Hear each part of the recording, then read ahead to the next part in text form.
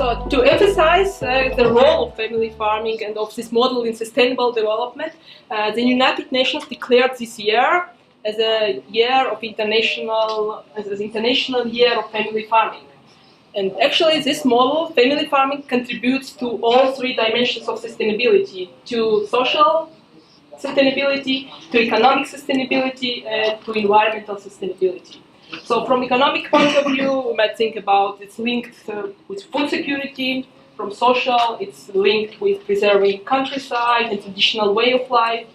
From environmental point of view, it's linked to preserving agrobiodiversity. And it's also important to mention that there is complex interrelations between all these three aspects of sustainability, and there are trade-offs, but there might be also synergies between them. The goal of our study was to understand the role of family farming in Georgian context. So how family farming can contribute to sustainable development in Georgia and to poverty reduction. So we will look at all these three aspects of sustainability from economic point of view, environmental and social point of view. We identified the main challenges family farming is facing today. What's the role of family farming in poverty reduction and inclusive growth, and then we derived the recommendations, what we can discuss with you. We conducted interviews with stakeholders, with farmers, farmer associations, agribusinesses, representatives of Ministry of Agriculture, financial institutions, the donor community, and independent experts. And additionally, we also conducted a case study of a village community in Kakheti. So let's go to this show. Let me see how important are family farming in Georgia. And in this figure show the share of different holdings in agricultural production. This is like total agricultural production presented here, and Geostat distinguish between two types of holdings. That are like family holdings and then agricultural enterprises. And we see then aggregated for both animal products and plant products. We see that the main share comes to family holdings. So the 88% of production is happening on family farms. And these figures might be even higher if we look on particular products, animal products or particular plant products. It might be like, for most products, it's like 95 to 97%. So these figures might be even by some particular, like the tea and eggs, where the share of agriculture enterprises are higher. But they still show very high importance of family farming in Georgia. So there is, of course, I just saw this what Geostat actually reported, but there is not officially like types of farms. There is no official definition or not official typology of farms. But we know that when we look at this family holdings, this is actually farming sector, which is also very heterogeneous. And what we found in literature, this is one possibility how to classify them, and let's show some pictures. So first we have subsistence farm here with average size of 0.42. These farms were actually result of first wave of privatization when farmers received less than 1 hectare.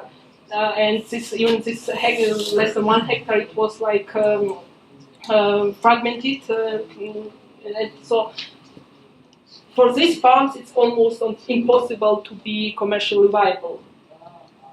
And very important to notice that majority of rural population, 75% of family farms in Georgia, families in Georgia actually belongs to this category.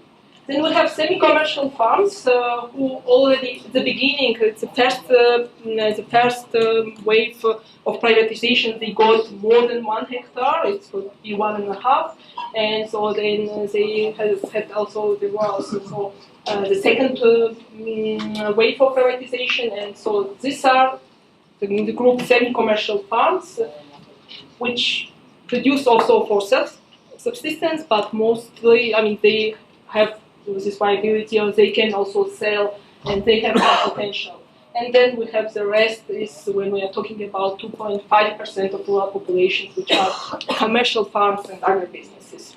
So this is only one possibility to classify, but this gives some pictures, and when we later talk about recommendations, it could be good to keep this in mind. Regarding sustainability aspects, so of course, from economic point of view, in Georgia, worldwide, family farming is linked to food security. At the micro level, social insurance. But the problem, not only in Georgia, like everywhere, is that family farmers are less competitive because they have low commercialization because of their low productivity, and this is especially big challenge, a big problem in Georgia. From environmental sustainability, in general, family farming could be a good model. So eco-friendly production is possible when family farm is well managed. But the problem, actually, what was actually discussed with different stakeholders is actually that the lack of knowledge and awareness about environmental friendly practices. So it's not only about knowledge and not only about awareness, it's also their structures. They are sometimes too small to use environmental friendly practices, like crop rotation, for example. But yeah, the structure of them and knowledge, they don't know about this problem, which might even harm the environment because of this knowledge. Then social sustainability, they can, of course, contribute to preserving countryside and contribute to traditional way of life. But today in Georgia, because of high poverty, out-migration, this type of family farming, this type of farming is actually under threat. To mention again, I mentioned, so there is very complex interrelationship between each of them, and some of them might be like trade-offs, but some of them might actually be, we can find also synergies between them.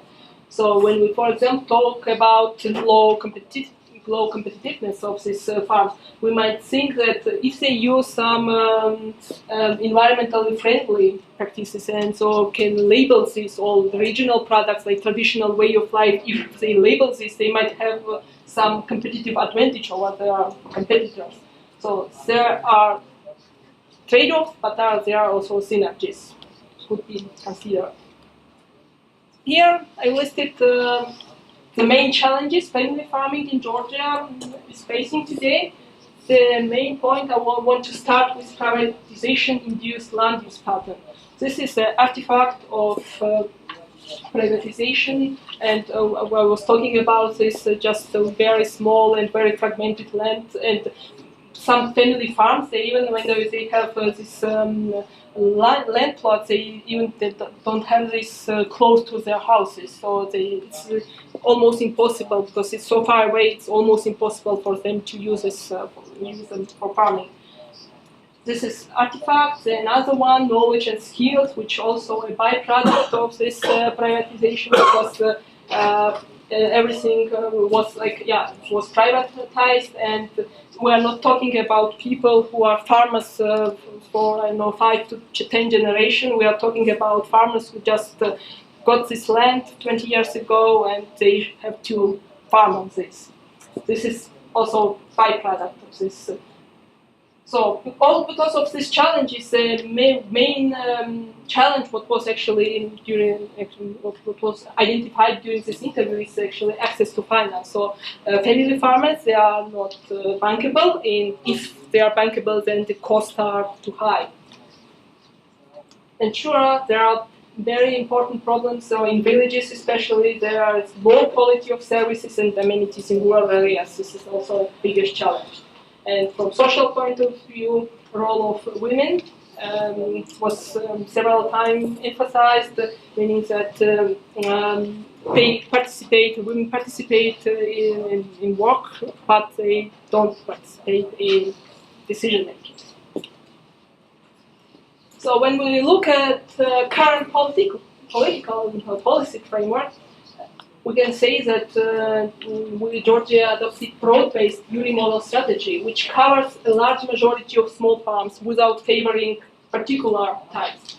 And this is not only in Georgia, in several developing countries.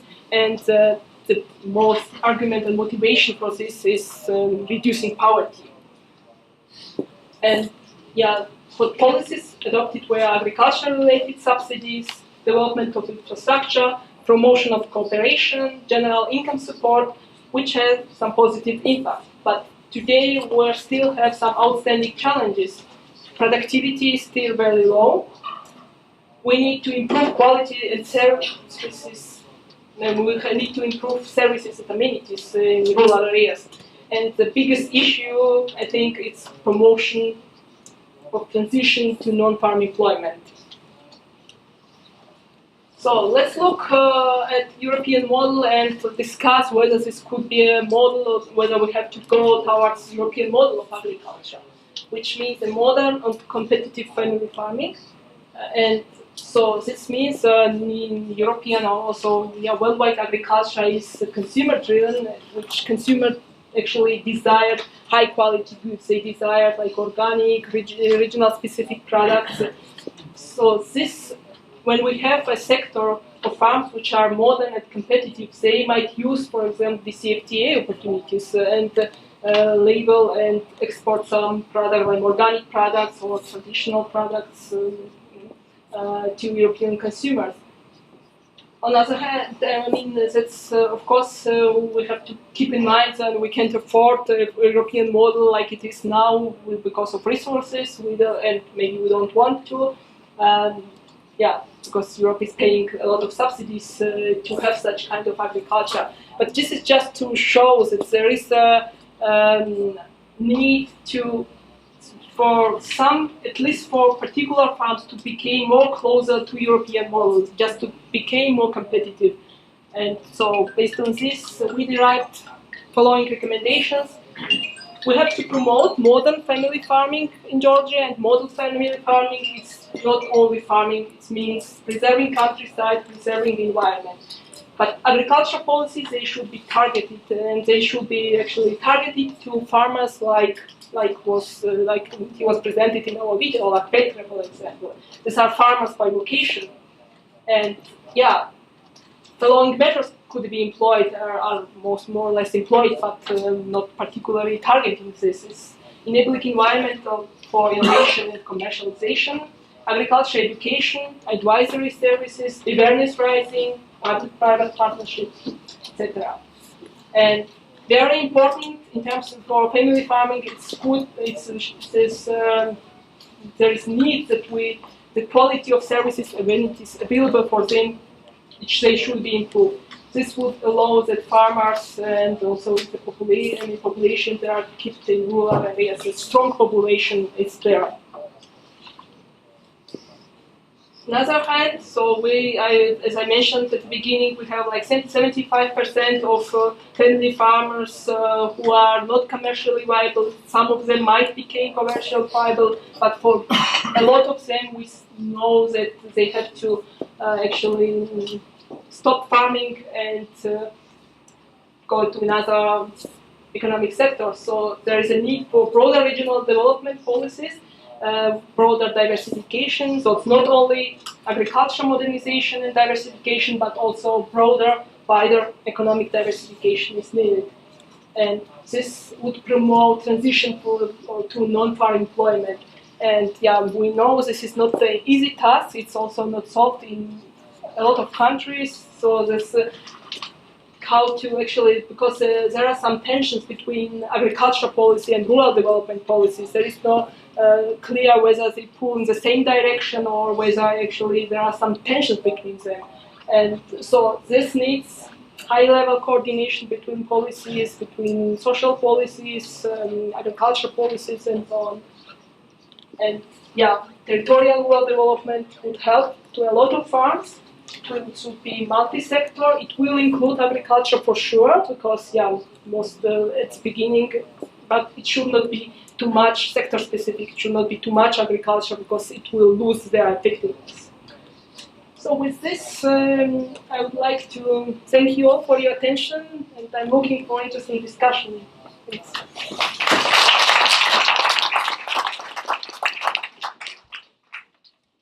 Probably one problem of family farming in Georgia is that I can ask how many family farmers are now in this room? Family farmers, raise your hands. One. You see, this is one of the problems, that we don't have family farmers plugged in when the discussion of family farming is taking place. Thank you, Rezo, for coming. There's one more. I face a tough dilemma how to manage this discussion today. I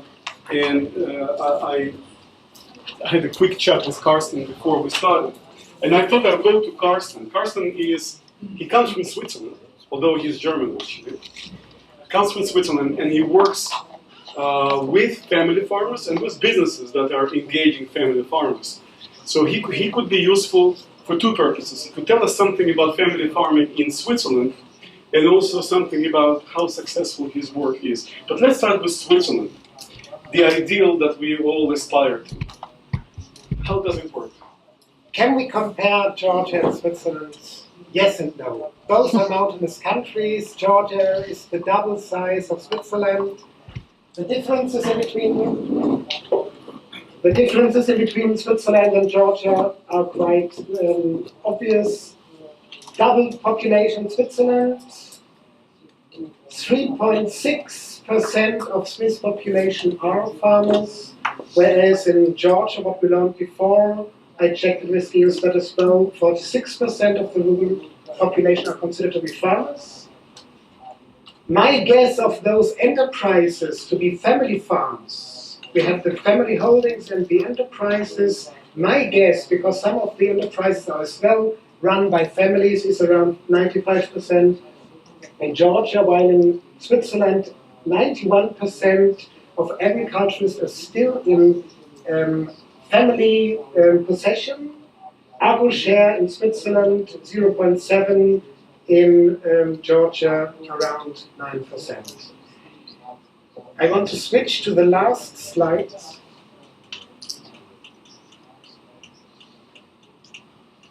Just to highlight what are the differences in the frame conditions in Georgia compared to Switzerland. Very important. Switzerland, first of all, is recognizing part-time farmers. Are you 100% farmer, or are you as well part-time farmer? Exactly.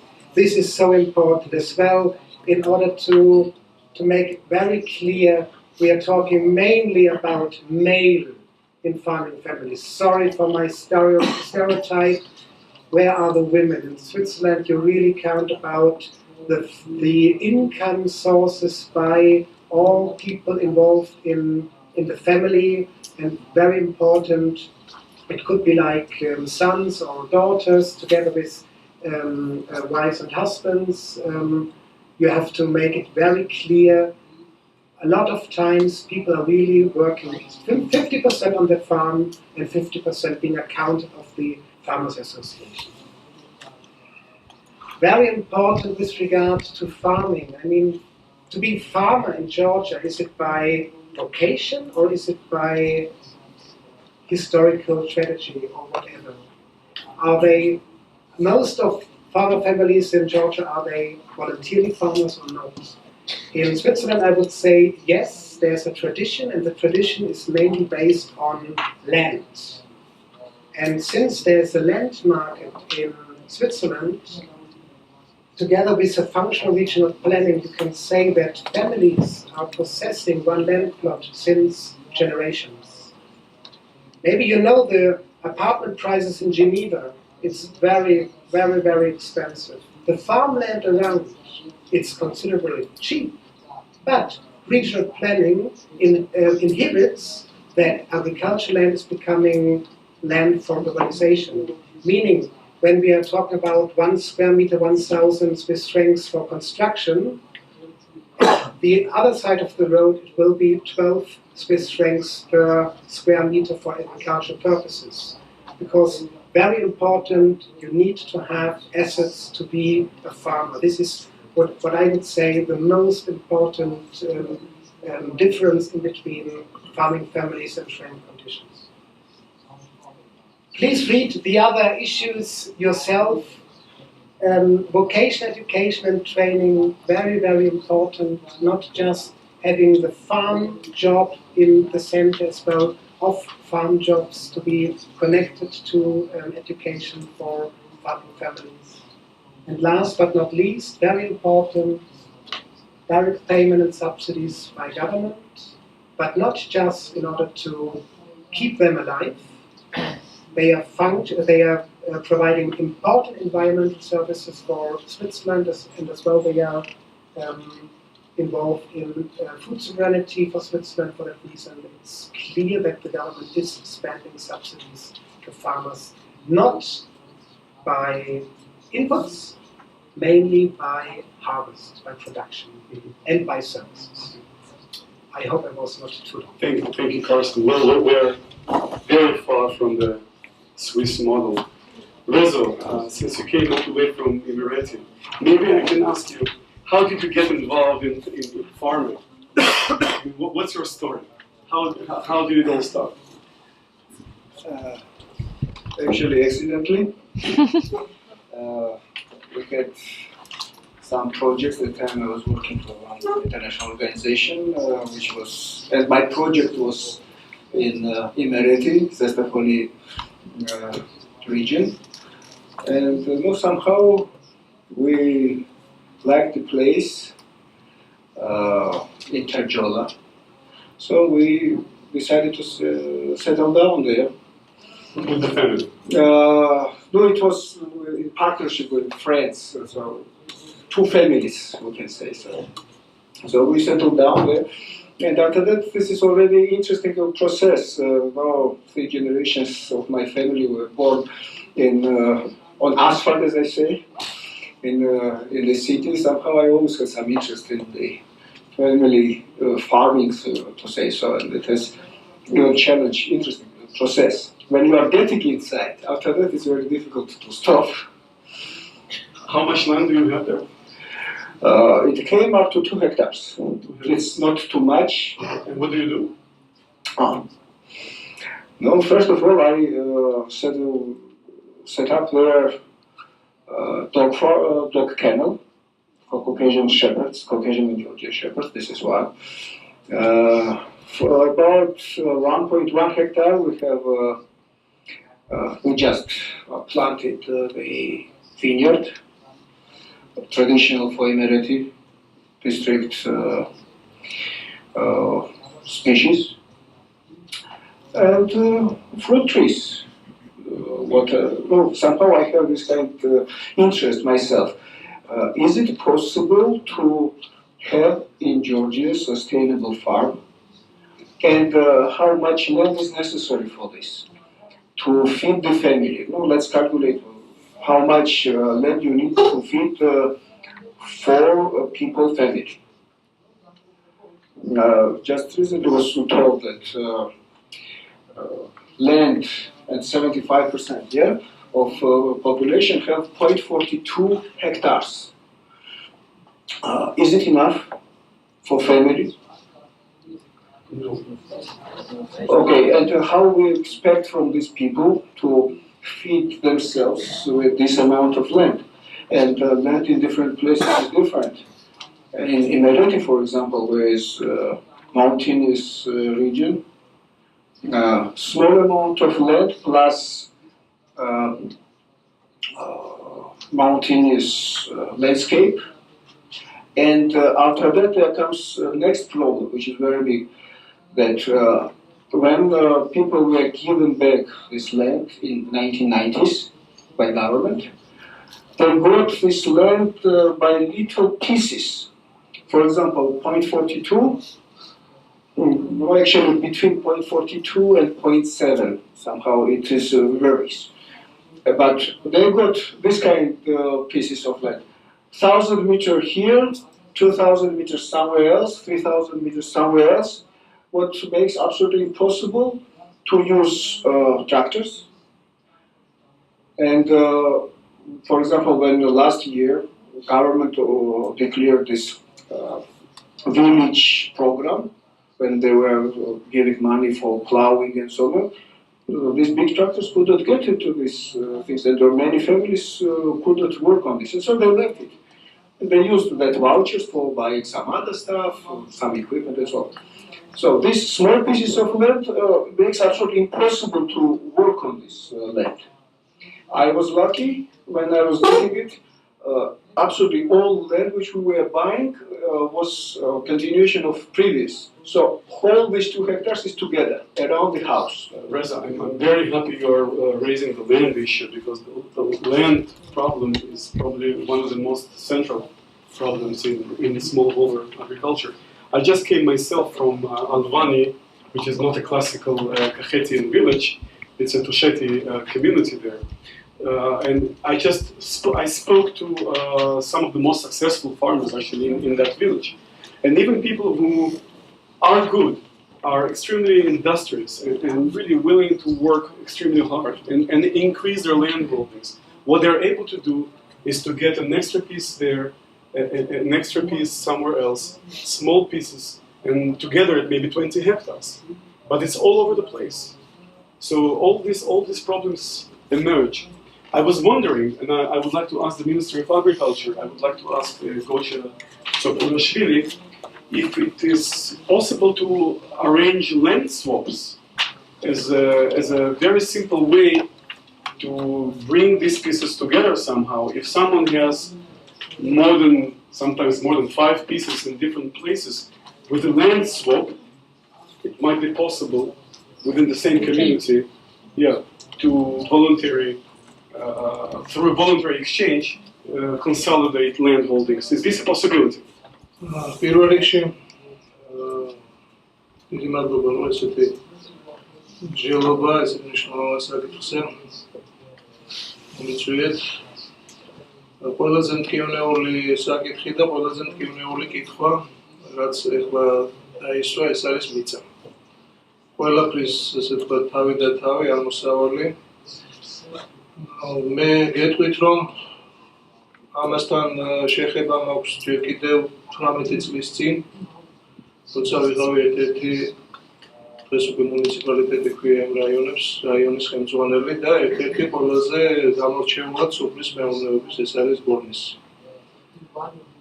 ურთულესი იყო ამ მიწის რეფორმის ჩატარება, ეს იყო მარიული პერიოდის შემდეგ, როცა 92-13 საშინელი წლები გავიარეთ, ეს იყო მთავრობის ეს თქვა ნაბიჯი და როგორც შემდგომში აღმოჩნდა, ეს არ იყო სწორი ნაბიჯი ესეთი ფორმით მიწის დარიგება. თუმცა იქ სადაც ჩვენ ჩავატარეთ რეფორმა, თქვენ ნახავთ განსხვავებას, რომ იმ რაიონში მე ხო უბრალოდ ამ აუდიტორიაში არა მაქვს ესე თქვათ ამის აუცილებლობა რომ ამ ჩატარებული რეფორმით თავი მოვიწონოთ. ზოგადად რეფორმა მთლიანობაში ყველგან ცუდად არის ჩატარებული, კონკრეტულად ამ რაიონში გაცილებით უკეთესად არის ვიდრე სხვაგან, იმიტომ რომ აქ მე ვცდილობდი სამ ნაწილად განვეყო მიწები, ეს იყო ბიზნესისთვის, ეს იყო ყოფილი მეურნეობის კოლექტივისთვის და მოსახლეობისთვის. ბევრი ფიქრის შემდეგ სამ ნაწილად გავყავი, 3 მიმართულება მქონდა. სხვა რაიონებში იყო ესე, რომ რამდენიც არის მოსახლე, რამდენიც ცხოვრობს სოფელში, გადაითვალეთ რამდენი ოჯახია და მოგვეცით გაგვიყავით 1 ჰექტარი, ჰექტარ-ნახევარი. და ესე მოხდა ძირითადად დანაწევრება. აქ ორი ფაქტორი იყო, ერთი იყო ყოფილი მეურნეობის და მოსახლეობის. მით უმეტეს ისეთ რეგიონებში, სადაც ასე ვთქვათ, საზღვრისპირა რეგიონები იყო და იქ გაცილებით ეს ვთქვათ, ტყივნეულად ტარდებოდა ეს ყველაფერი, იყო მუდმივად ჩივილი, ბრალდება სხვადასხვა ასე ვთქვათ, თემებს შორის, სხვადასხვა ეროვნებებს შორის და ეს იყო ძალიან კონფლიქტური, ძალიან მძიმე პერიოდი. ეს პერიოდი ჩამთავრდა, როგორც იქნა რო იყვნენ გადაგორდა ის ძალიან დიდი სირთულეები, მაგრამ აღმოჩნდა რომ ეს ყველაფერი იყო ძალიან დიდი ხარვეზები ჩატარებული. დღეს ჩვენ რეალურად არ გვაქვს იარაღი, პირდაპირ უნდა ვთქვათ, ის იარაღი, რომელიც ეს მიზანმიმართულად, თანმიმდევრულად შეცვლის აქ მდგომარეობას. ჩვენ გვაქვს ძალიან კარგი სტრატეგია, ჩვენი უცხოელი დონორების და პარტნიორების დახმარებით სტრატეგია დასრულებულია. ჩვენ გვაქვს ძალიან კარგი სამოქმედო გეგმა, ჩვენ გვაქვს მიზანმიმართული მუშაობა ყველა დარგში ვქნით პროგრამებს. აქ მე გავამახვილებ ყურადღებას რამოდენიმე შენიშვნა ჩავიწერე. ეს ეხება მაღალმთიანსაც, ეს ეხება დარგობრივი კუთხითაც, მაგრამ ჩამოყალიბებული პოლიტიკა სამწუხაროდ მიწასთან მიმართებაში, როგორ უნდა მოხდეს ამ მიწების კონსოლიდაცია, ჯერჯერობით არ არის. ეს უნდა დაარეგულიროს ალბათ იმ კანონმა, რომელიც ძალიან მალე იქნება ალბათ კანონში ცვლილებები შემოსული და ამაში კოოპერატივების სააგენტოს ხელმძღვანელი ზის ჩემ წინ, ამაში კოოპერაციამაც უნდა მიიღოს გარკვეული მნიშვნელოვანი როლი. Წეგან თქვენ ახსენეთ, რომ იქ ვიღაცამ ახმეტაში მოაგროვა ეს მიწა და ესეც ხდება, იცით, ის წარმატებული ფერმერი მეზობლის მიწას მიყოლობს. უბრალოდ ჩვენ გვაქვს ძალიან ცოტა დრო და ისევ ძალიან გრძელი პროცესი. ჩვენ გვეჩქარება, რომ ეს ყველაფერი მოხდეს დროულად, იმიტომ რომ სოფლის მეურნეობა რეალურად სულ ზღაპავს და სასწრაფო ძომებია მისაღები და ამ დროს მიწის ბაზრის ჩამოყალიბება და ეს ურთიერთობები მიდის ძალიან ლეგიტიმური. Of a market is very important, but simple. What I was talking about is a simple swap between farmers in the same community, just to make sure the lands are consolidated, not in the sense of being sold to somebody, but in the sense of putting the different pieces that people already have together. I would like to turn to the business side of this table. It so happened that we have the business side, well, except for Kateryna on this side of the table. Maybe start with Nino, with you, since you work with smallholders. You produce cheese, you have a factory, you buy milk from family farmers. What are the issues that you are facing in engaging these people? Do you see progress, relationships, productivity? ერთი რამ არის ძალიან მნიშვნელოვანი განსაკუთრებით ბიზნეს ოპერატორებისთვის.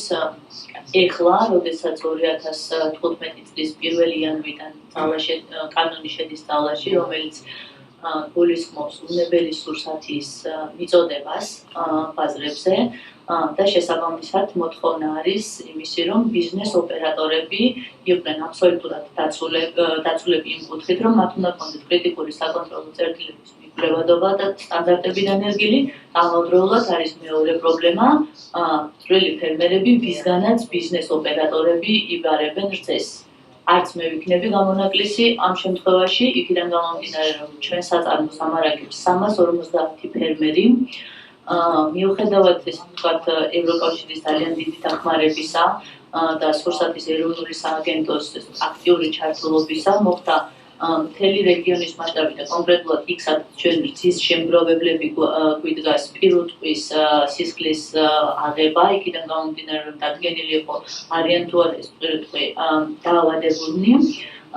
მივიღეთ პასუხი, ჩვენ გარკვეულ რაოდენობას რძისას ვიბარებთ, მაგრამ აქ მინდა ერთი თქვენი ყურადღება გამოვხვა, არაერთხელ მისაუბრია ამ თემაზე და არც ეხლა გამოვტოვებ ამ შანსს, რომ ამაზე ვისაუბრო.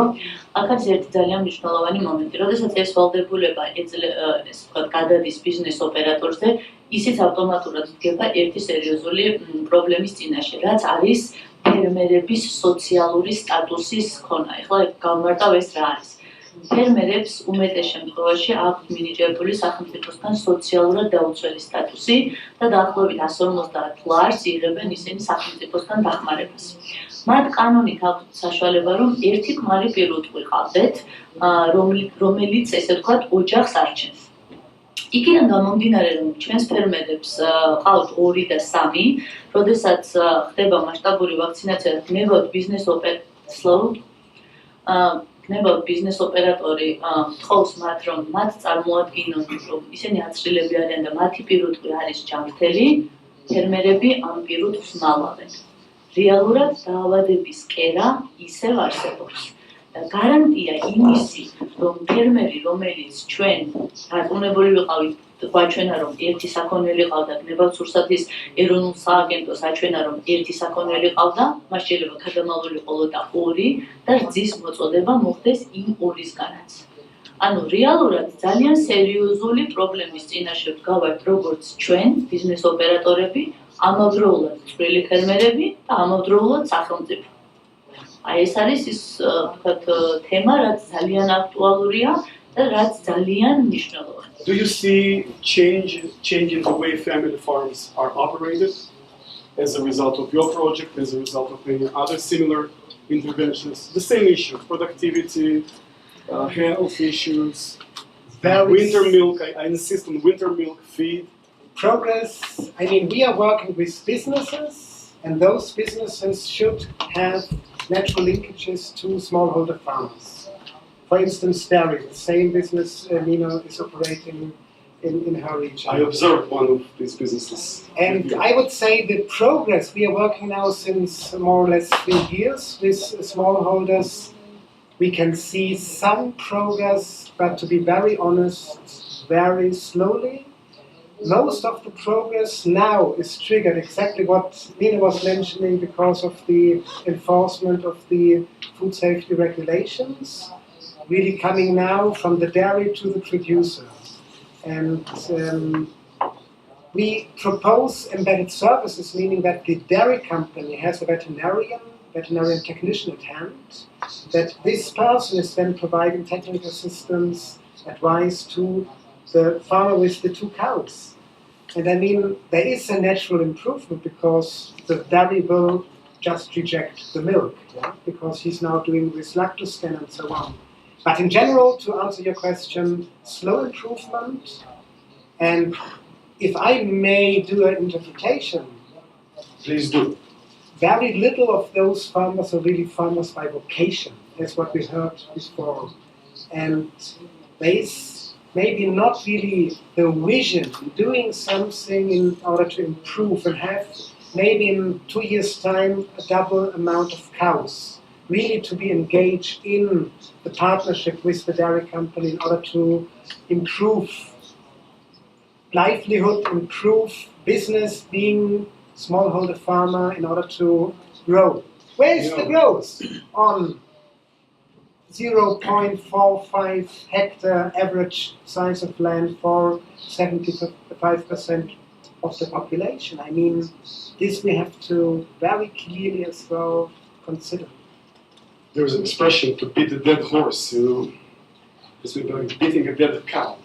It's the equivalent in dairy. I would like to go to Sascha. Sascha comes from the banking angle. I would like to ask you, do you think that the banking industry could play a role, or is it playing a role in developing family farms? And if it does, then what kind? We talked about the problem of bankability just moments ago. What is the situation? To what extent you can penetrate this market? Thanks, Eric. I guess that the answer is very simple today. According to my understanding, the banking sector today is doing very little for involving family farmers. At least to the larger extent. I'm not talking about those ones who really do it commercially. You know, the small 2% out of them, probably here the situation is different.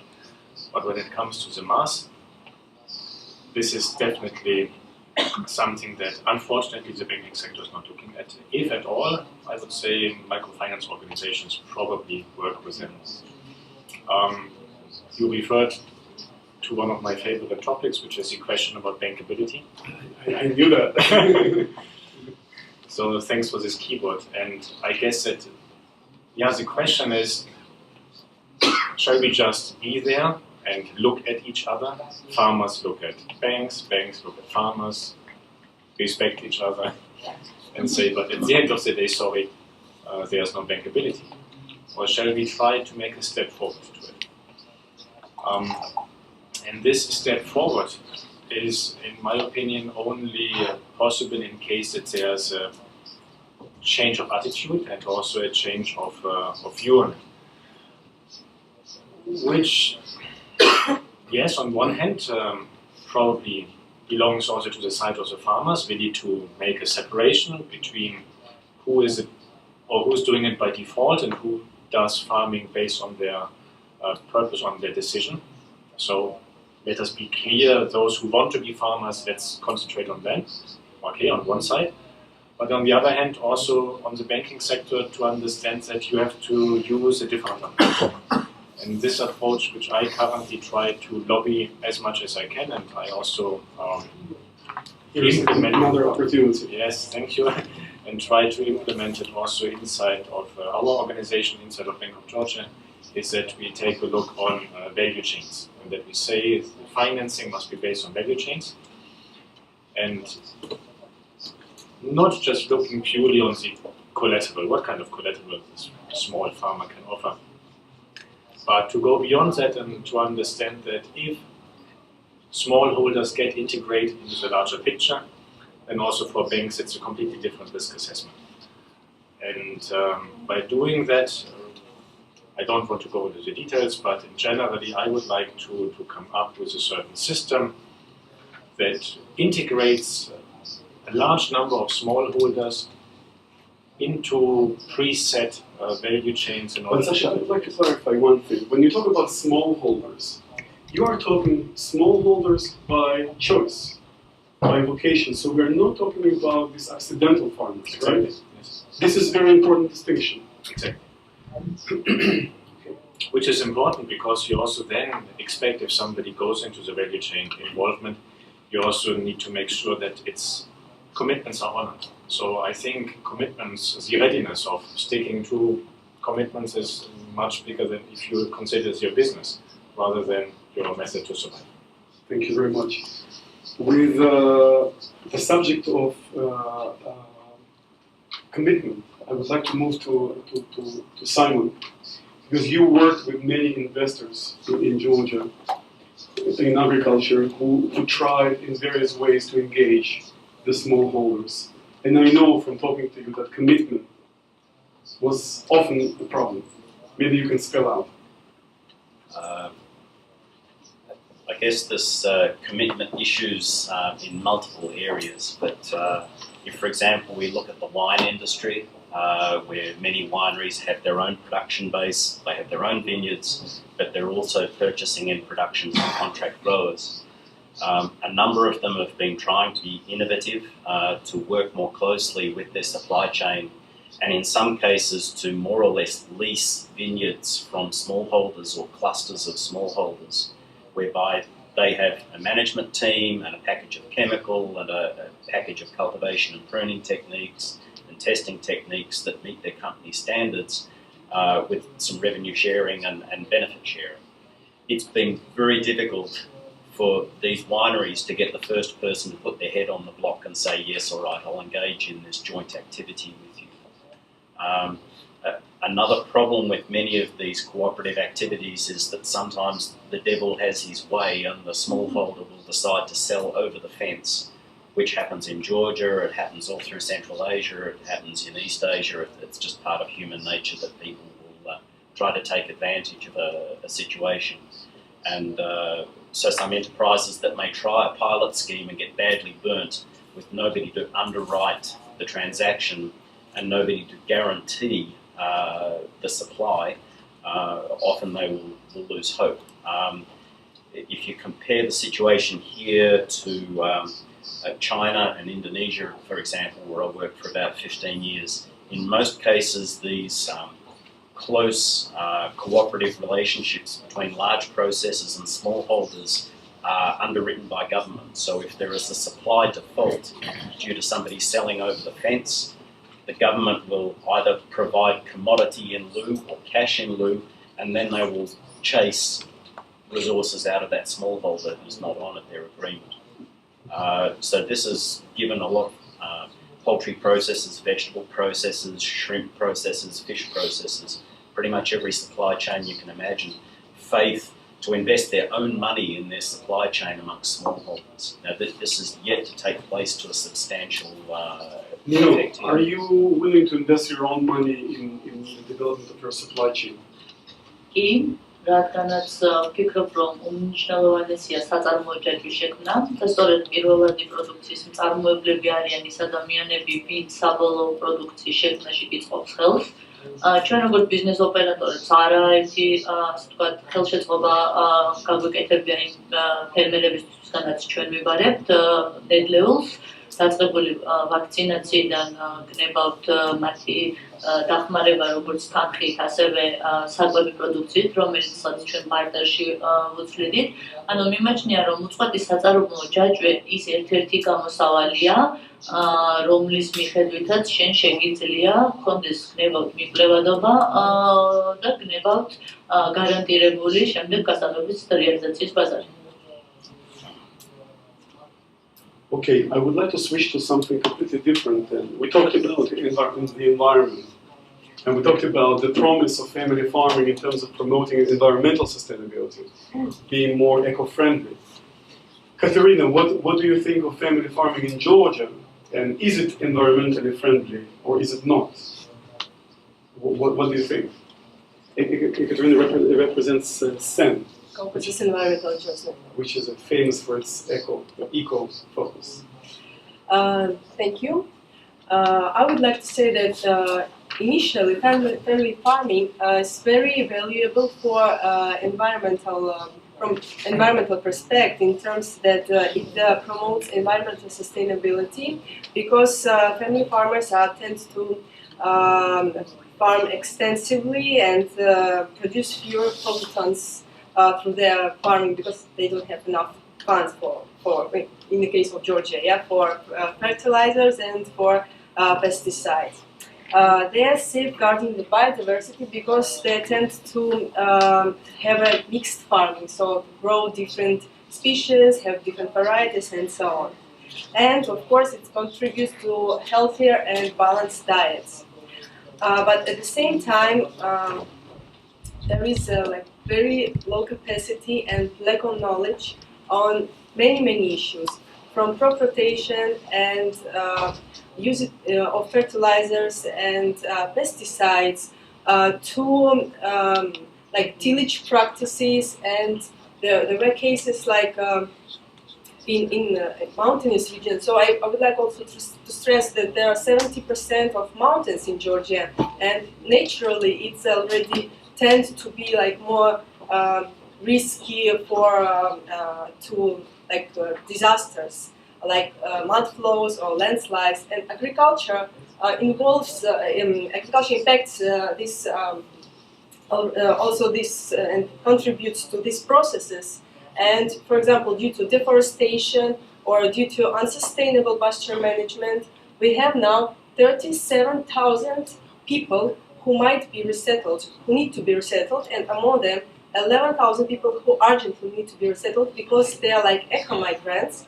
Potentially. Yeah, potentially, but they are each day they are living in risky conditions. And But what is the reason for that again? The reason for this, it's already natural. Our conditions of Georgia, Right. it's one, and another one, it's unsustainable agricultural practices. Because, for example, Give me an example. For example, unsustainable pasture management, overgrazing. Mm-hmm. Because there are too many animals, they're grazing all this, and the perennial crops cannot.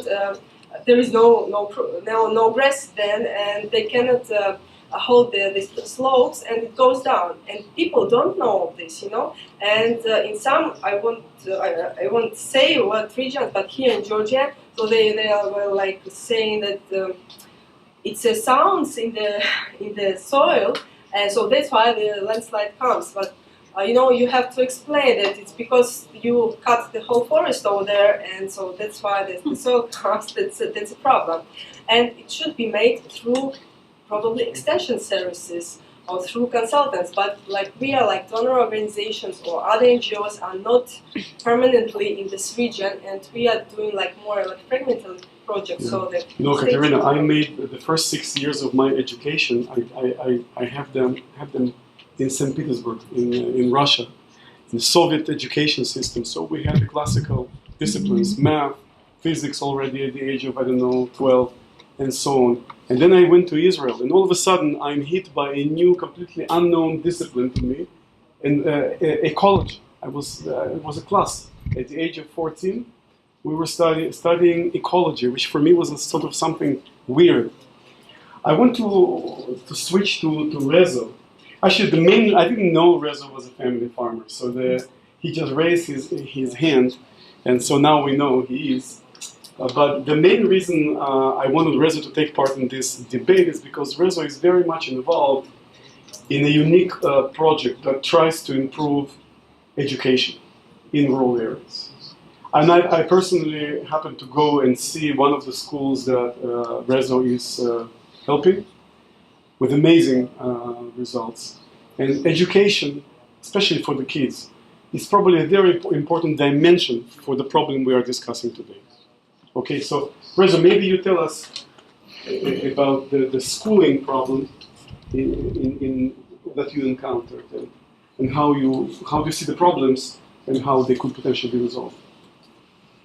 I would say that this problem is somehow connected to each other. First of all, in many villages, and I'm working in villages, especially in Emirati, since 2008. First in Sestafoni district, Terjola, Giatura, and also our programs are all around Georgia, mainly Western Georgia, in Samegrelo, also in Guria. So I can tell that I have some experience in this.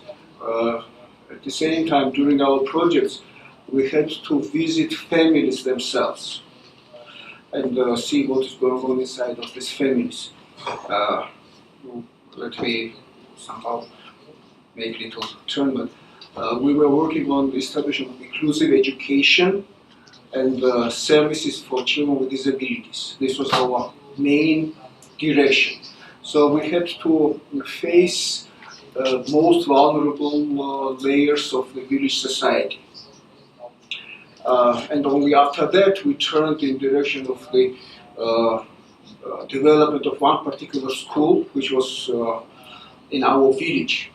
Main problem was that why we got into this education direction, that children are creating families very early. 15, 16 years old children are already getting married, and practically their future development is stopped after that. From one perspective, somebody would say that this is good for demographic situation, but it does not help, because when family does not have enough income, this development does not go anywhere. So we established some program in the village school, which was practically dying. It was a small school, about 100 children. It was going every year less and less. And here comes this kind of problem that school is becoming smaller and smaller every year because population of the village is getting smaller. Population of village becomes smaller because, again, I'm somehow blaming small amount of land and the impossibility to get income for this. As school gets smaller and smaller, it causes, as population is getting smaller and smaller, it weakens school itself. And services which school is providing also is getting weaker and weaker. So it is a vicious circle. Yeah, it is a vicious circle. So what we did, we offered scholarship in the village to absolutely every child which is graduating from the high school to get a scholarship to the university, government university, not private, because private can be very different price.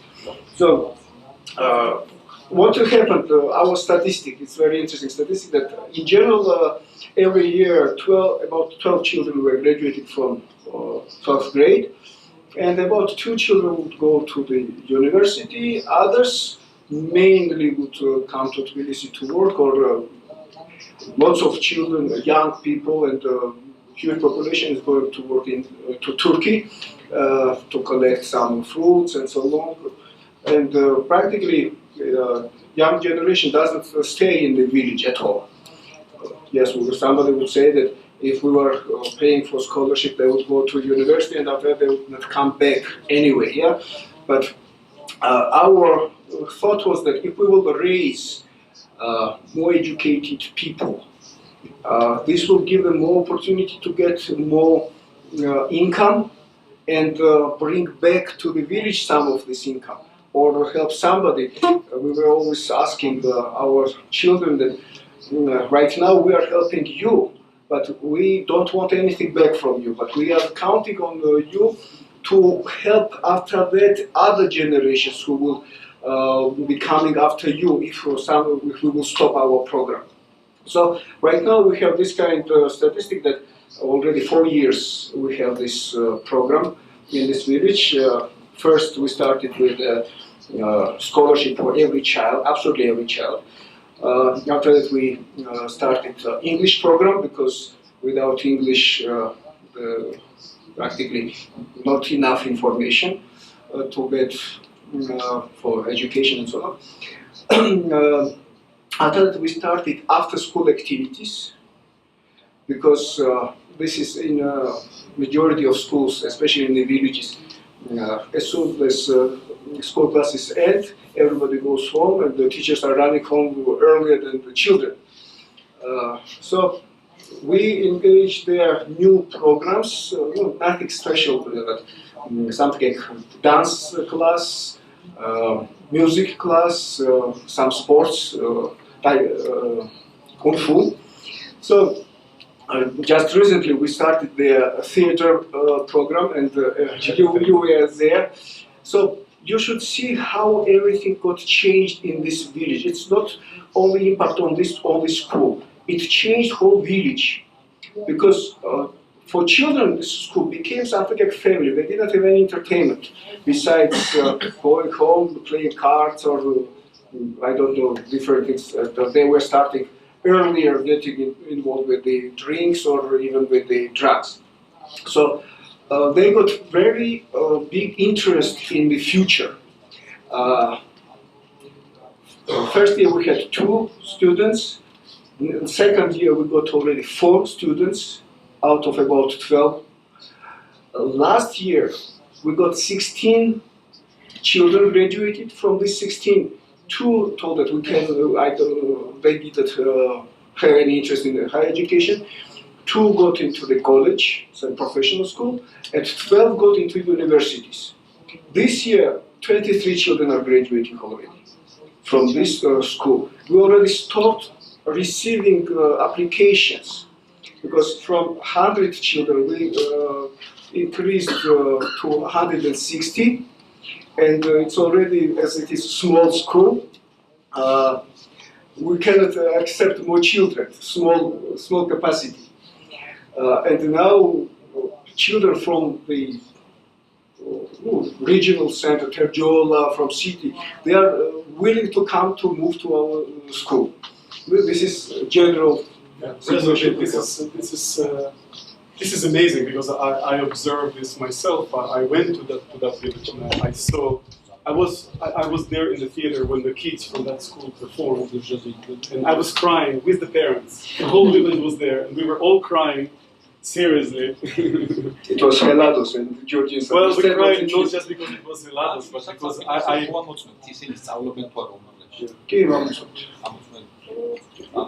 would like to just say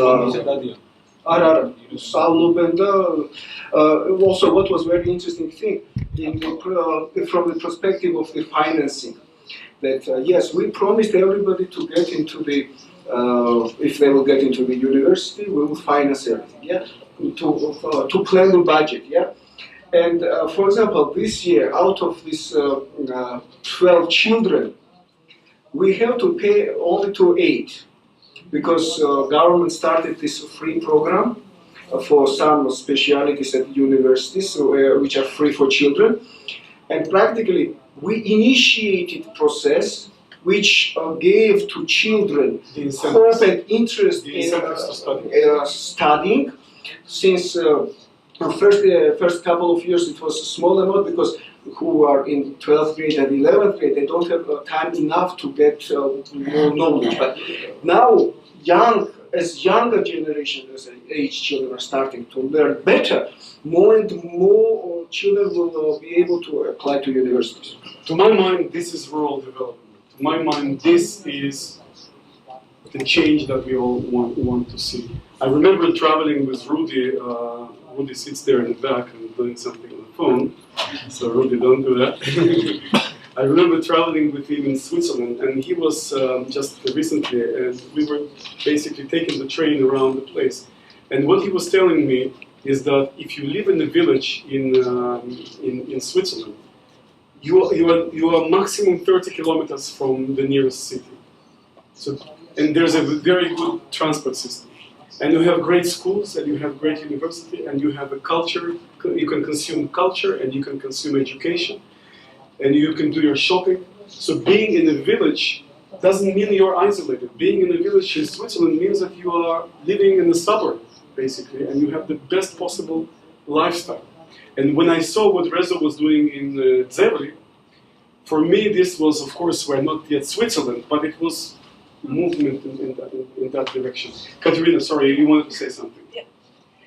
I like your project very much, and I hope there will be many like this in Georgia.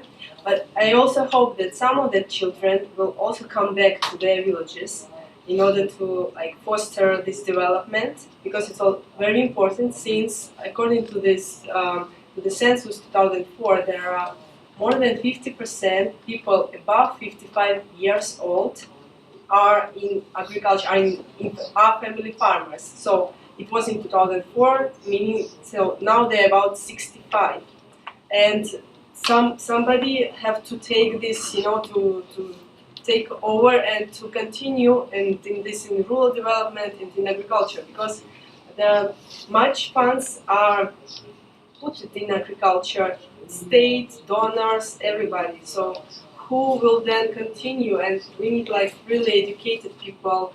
And another stuff also that there is a lot of studies, and young farmers, family farmers, tend to invest into environmental services, into environment and preserve natural resources. Thank you very much. I think it's time to open the floor, because we have 30 minutes left.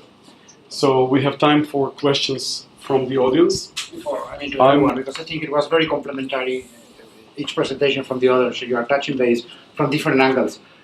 I think it could be good if we put some figures behind the specific cases, because, more and more, I think all of us, we are close to have a common vision on how we would like to see Georgia in a few years' time.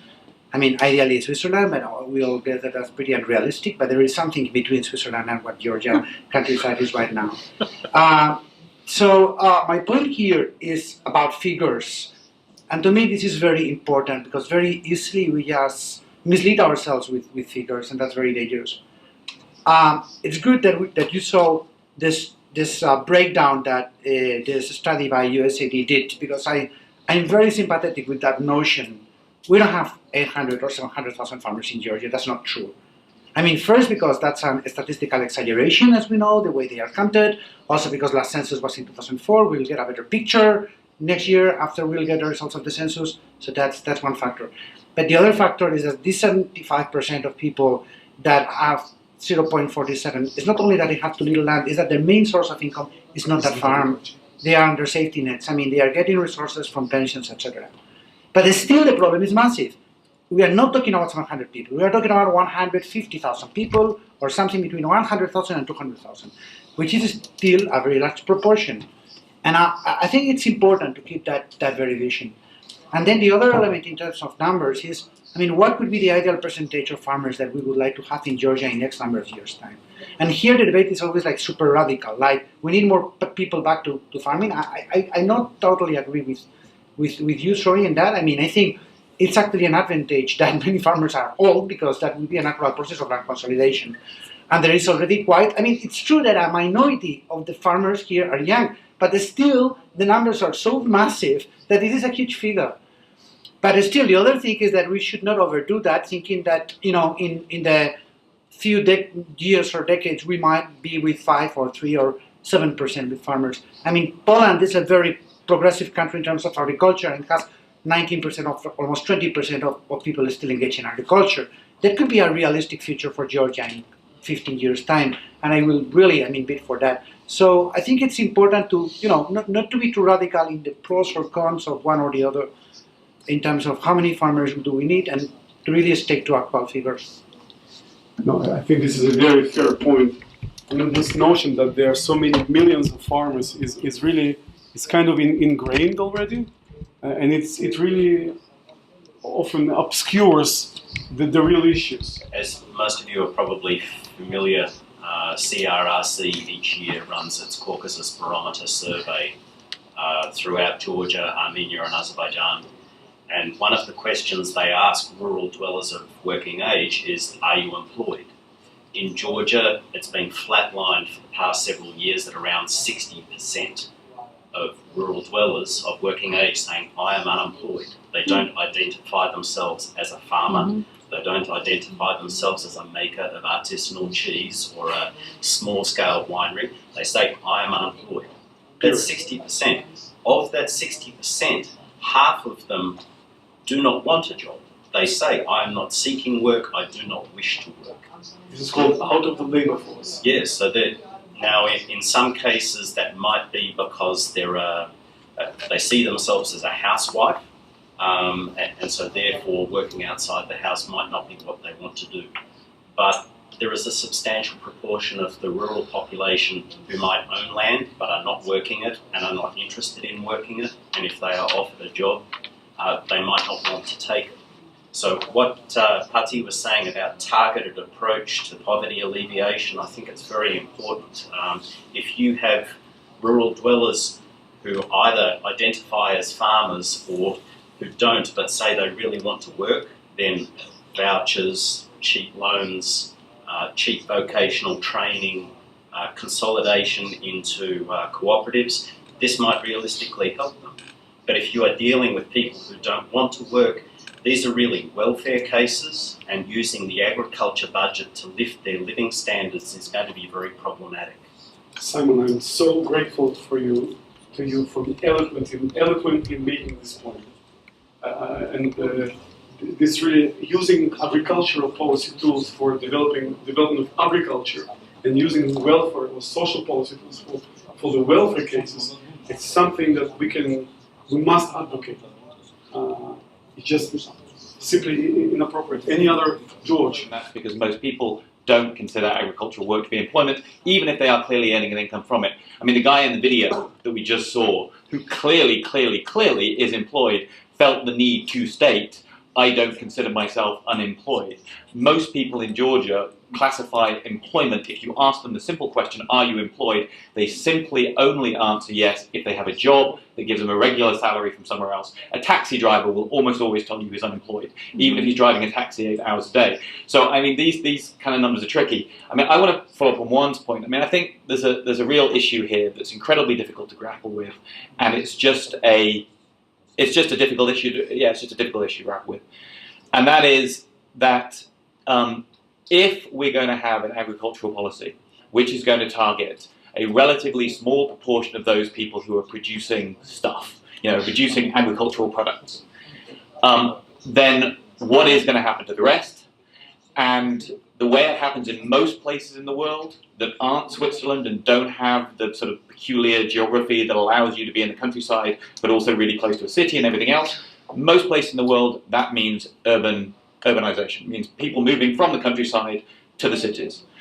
Now, if you want to focus on that 25% and you want those 25% to take over more land and become more productive and you have some consolidation, then you want people to leave rural areas and go to other places where there are jobs. So that, but a lot of what's being sort of said here seems to be suggesting that we want to be sort of encouraging people to stay in the countryside. We want to be getting them to go back there in one way or another. And I think, what we need in order to find something for these people, the ones who aren't going to die 20 years from now because they're simply old, is simply economic development. It's not necessarily rural development. I don't think I agree with you, because the issue here is to some of the things you've said. The issue is if you use agricultural policy to provide welfare, what you do effectively, you link welfare to sitting on the land. Okay, you see my point? In other words, as long as you stay there, you get some subsidy because you happen to be there. So that really creates a disincentive to move. But the rural development policy that Rezo was telling us about, or one aspect of it, is about providing people better education. Now, if you have better education, you go and study, your not you maybe, but your children will study in Tbilisi or in Kutaisi. They will get a better education. Some of them may decide to go back and really engage in Swiss-style farming. Others may stay, so we'll see some mobility as a result. So, if you do it right, if you use welfare, not as just as welfare, but as training, as reskilling, people will move. Those who don't want to do agriculture. But those who want, let's help them. I'm managing the project supporting regional development. That's not both rural and urban development in Georgia. And one of the key aspects, surely, for broader cross-cutting themes like education, like health, like emergency services, is to have a balanced development between the rural locations and the urban locations, particularly your smaller urban locations, because these can be income generators, employment generators in their own right, and clearly it's a lot more feasible to provide enhanced education opportunities for rural, highly dispersed rural settlements and individual farms in an urban location than it is in a rural location. Yes, I know, for places like Dusheti it's a problem. Half the children are not there during the winter because they're boarding in the nearest town, otherwise they wouldn't be able to get to school. But equally, is it really economically feasible for Georgia in its present state of economic development to have high-quality schools in very small villages? With all due respect to Rezo, you have to cut your coat to suit your cloth. So all I'm saying is, let's please remember the urban aspect as well as the rural aspect when we're talking about small family businesses, not just small family farms. Thank you. ჩვენ საქართველოს სპეციფიკა უნდა კარგად გავიაზროთ, უნდა შევქმნათ ალბათ გარკვეული დისლოკაციები, ჩვენ ვსწავლობთ ყველა რაიონს, ყველა რეგიონს, ყველანაირად, ასე ვთქვათ, შესწავლის ქვეშ არის ყველა სპეციფიკა, დარგიც, დარაიონებაც, სიმაღლეც ზღვის დონიდან, წყალუზრუნველყოფაც ყველა პროცესი, ვსწავლობთ ასე ვთქვათ ისტორიულად როგორ იყო იქ კულტურები დარაიონებული. ჩემი აზრით, ძალიან დიდი თემაა, უბრალოდ მინდა რომ უფრო ესე მოკლედ შემფიქრებულად გითხრათ ჩემი აზრი. ოჯახურ ფერმერულ მეურნეობებს საქართველოში აქვს პერსპექტივა მთაში, პირველ რიგში და იმ პროდუქცია, რომელიც იქნება გამორჩეული, ექსკლუზიური, ბიოპროდუქტი, ესეთი ზონები ჩვენ გვაქვს მონიშნული და იქ უნდა იყოს გარკვეულწილად ხელშეწყობი რეჟიმით სახელმწიფოს მხრიდან. აქ ვისაუბრეთ ჩვენ ხო შვეიცარიის მაგალითი თქვა, მე სიამოვნებით მოვისმენდი ამ ინფორმაციაში, ჩვენურად მომზადებულია ყველაფერი დიდი მადლობა ამისთვის. კარგი იქნებოდა გარკვეული პრაქტიკული მომენტებიც ყოფილიყო ჩართული, რა გვაქვს დღეს ჩვენ, სხვადასხვა დისლოკაციის ადგილი, რა არის ბარში, რა არის მთაში, რა არის კიდევ უფრო რთულად საცხოვრებელ ადგილას და რა მაგალითები გვაქვს, თქვათ, იგივე შვეიცარიაში ან ავსტრიის მაგალითზე ისეთი ქვეყნები, რომლებიც ჩვენს ქვეყანას გავს კონკრეტულად. აი ესეთ პრაქტიკულ მაგალითებში ესეთ დისკუსია ჩვენც დაგვეხმარება, იმიტომ რომ ჩვენ მუდმივად გვაქვს ამაზე დათბირის დისკუსიაც, დავალებაც, ყველა დარგის და ყველა რეგიონის სპეციფიკას ვსწავლობთ. აი პირობითად ვავიღოთ, თქვათ, ყაზბეგში ჩვენ ვიცით, როგორ უნდა განვითარდეს იქ თევზი, როგორ შეიძლება, თქვათ, იქ ბიოპროდუქტის, ამ შემთხვევაში შეიძლება იყოს, რასაც აწარმოებენ სალათის ფოთოლი, ბროკოლი ან კარტოფილი, როგორ განვითარდეს იქ თაფლი. ეს ყველაფერი შეიძლება იყოს ოჯახური მეურნეობის დონეზე, იმიტომ რომ მოსახლეობა შედარებით ნაკლებია, მაგრამ სიტყვაზე თბილისთან, ქუთაისთან ახლოს, გარდაბანში მაგალითად ამ მარნეულში ოჯახური მეურნეობების განვითარება საერთო ჯამში შეიძლება ხელი შეუშალოს თვითონ იმ დარგის განვითარებას. იქ ჯობია რომ იყოს დიდი მეურნეობები, იქ ჯობია რომ იყოს ყველაფერი ორგანიზებული და მექანიზებული სხვანაირად და არა ისე დანაწევრებულად. ერთი კომენტარი მინდა გავაკეთო, აქ ძირითადად საუბარია იმაზე, კი საქართველოში ეს ოჯახური ფერმერობის რაც გვაქვს, ეს არის ძირითადად უმეტესწილად წარუმატებელი და ყველა განვიხილავთ როგორც ასე ვთქვათ, მცირე ფერმერებს, რომლებსაც არ შეუძლიათ ბაზარზე შესვლა, არ აქვს კონკურენტული პროდუქცია, მაგრამ მსოფლიოს გამოცდილება არ არის ასეთი და იგივე ჩვენი ორგანიზაცია მაგალითად 96 წლიდან 1996 წლიდან 14 წლიდან მუშაობს და ჩვენ გვყავს ასევე ოჯახური მეურნეები, რომლებიც ძალიან წარმატებულები არიან როგორც პროდუქტის წარმოებაში, ასევე მარკეტინგში და ასე შემდეგ. და არ არის აუცილებელი, რომ ოჯახური მეურნეობა იყოს მაინდამაინც ძალიან მცირე. ოჯახური მეურნეობა გულისხმობს, რომ ეს მეურნეობა იმართება და მთლიანად დასაქმებული არიან ოჯახის წევრები. შეიძლება მათ ჰქონდეთ საკმაოდ წარმატებული ბიზნესი. არ არის აუცილებელი, რომ მაინდამაინც მარგინალურ ფერმერებზე ვისაუბროთ. ეს არის ჩვენი ტრაგედია. ეს ტრაგედია მოდის იქიდან, რომ საბჭოთა პერიოდში ჩვენი სასოფლო-სამეურნეო პრაქტიკა, რომელიც ითვლება, რომ თითქოს ძალიან წარმატებული იყო ძალიან არამდგრადი სინამდვილეში და ამან მოიტანა ისეთი ნგრევა ჩვენ ქვეყანაში, რომ საბოლოო ჯამში ვეღარ დადგა სოფლის მეურნეობა ფერზე. აქ სახელმწიფოსრივი მიდგომისა და სპეციალური პოლიტიკის გარეშე შეუძლებელი იქნება აი ამ ჩიხიდან გამოსვლა. რამდენადაც აი ითქვა აქ ეს პრობლემები, განათლების პრობლემა, ხელმისაწვდომობა არჩევებზე და მომსახურებაზე, ფინანსებზე, ეს არა მარტო მცირე ფერმერებს, არამედ ყველა მძლავრ ფერმერებსაც კი აკრიათ ჩვენთან საქართველოში. ეს არის საყოველთაო პრობლემა. და რაც შეეხება ახლა უკან დაბრუნებას, ჩვენ გააჩნია რა სახელმწიფომ უნდა რეგიონების მიხედვით განსხვავებული შეიძლება პოლიტიკა გქონდეს. მაგალითად, რაჯაში არის სოფლები პრაქტიკულად დაცარიელებული. იქ შეიძლება პირიქით წახალისდნენ კიდეც ახალგაზრდები, რომ ჩავიდნენ და დავუშვათ იქ ძლავრი სოფლის მეურნეობა განავითარო, მით უმეტეს იქ არის ძალიან დიდი პერსპექტივა მესაქონლეობის განვითარებისთვის. ერთადერთი რეგიონია, სადაც უფრო ნაკლებია პირუტყვი ვიდრე საძოვრებია და შესაძლებელია ძალიან კარგად განვითარდეს მესაქონლეობა. და ამ შემთხვევაში უნდა იყოს სელექტიური, ანუ ამორჩევითი პოლიტიკა და არა გათანაბრებული ყველასთვის, რაც არის დამღუპველი.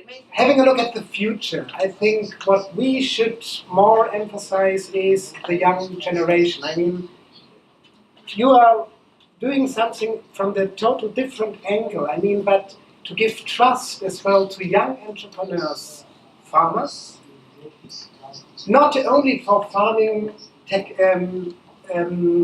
work, as well for those issues which is important in rural areas. In Signache, I'm looking for somebody who can fix my bathroom. I mean, there are so many people, maybe unemployed, or there's one and he's always busy. You can book him, he will say, okay, in 1 week I can come, because he's so busy. I mean, really not just having a look at agriculture as such, as well on off-farm jobs, as well connected to value chain. And this is my question to Sascha. Is there as well the possibility to look at agriculture-related value chains when you think about bankability of rural persons, not just on farmers? I mean, like an idea. What I want to emphasize is good to work with family farmers now, but have a very clear look at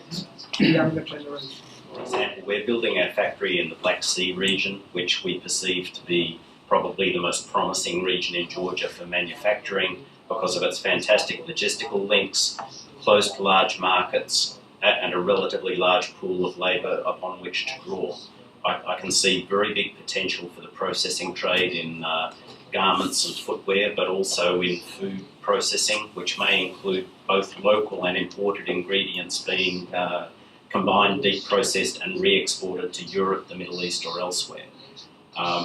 And so I think it's very important that these areas that show tremendous promise for processing trade have a slightly different approach to, say, manufacturing in Far East and Kakheti, where you're a long way away from other transport links. It requires a slightly different approach. I would like to discuss the term family farm. I know, especially under UN family, this current year is the year of family farms, but maybe it leads to a bit a wrong direction in this country, especially.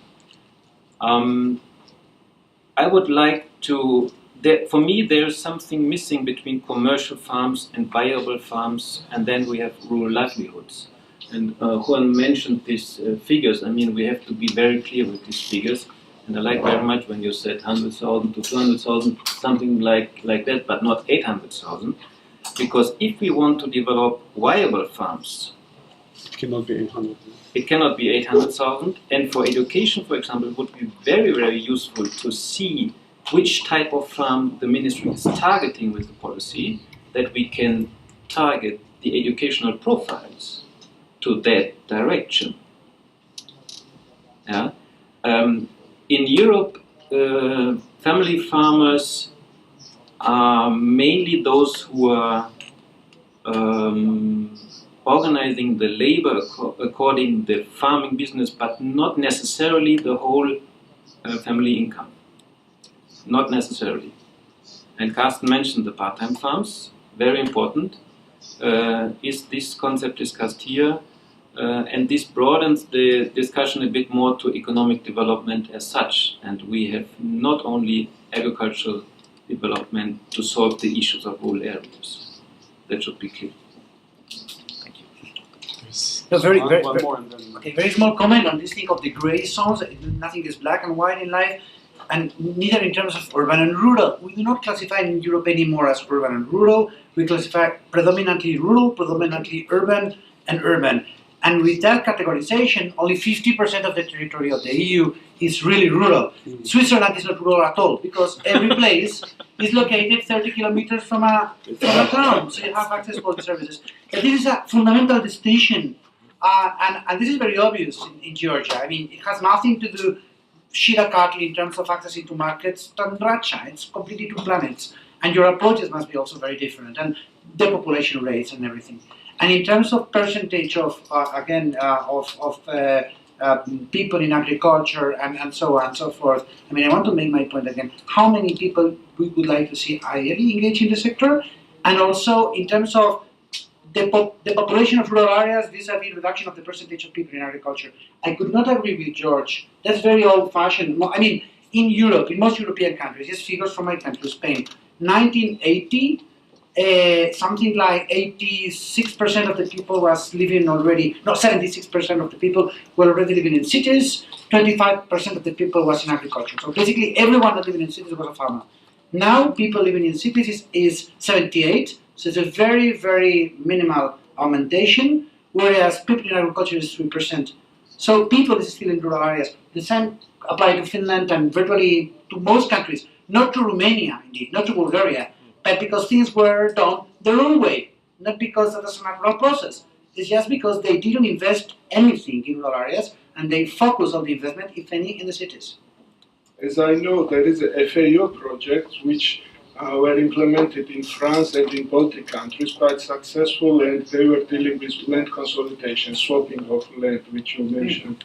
Maybe we can at least explore and learn and see what was their experience, and maybe think to use the same approach in Georgia, because I think we all agree that this land parcelization is a huge challenge and issue in Georgia, and it should be somehow, I don't know, we have to overcome it.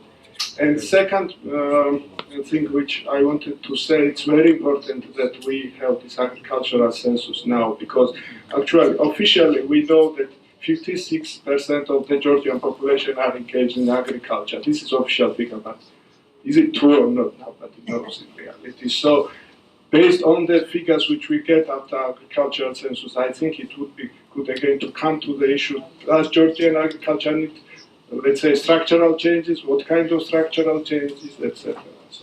But instead of concluding, I would like to tell one other thing related to Dzevri, which struck me.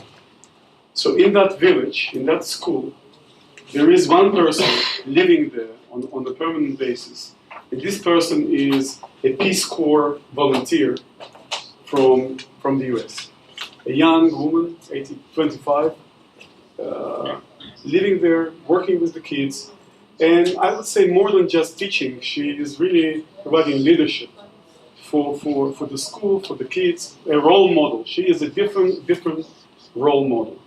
Now, let me also tell you that overall, in Georgia, there are 48 Peace Corps volunteers, very carefully selected by the organization.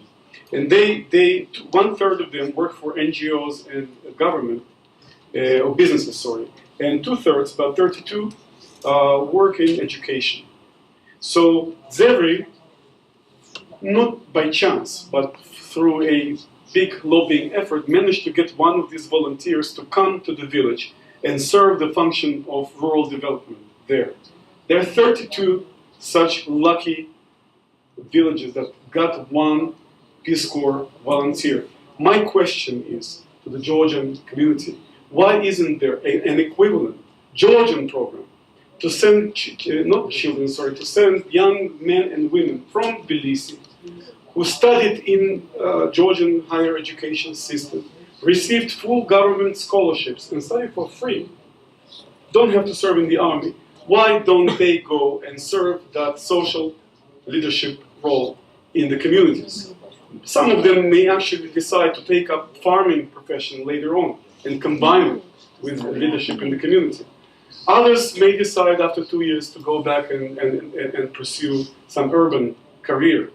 But why we have to count on Peace Corps volunteers from the US? Why cannot do it for ourselves? That is my conclusion for this wonderful event. Thank you very much.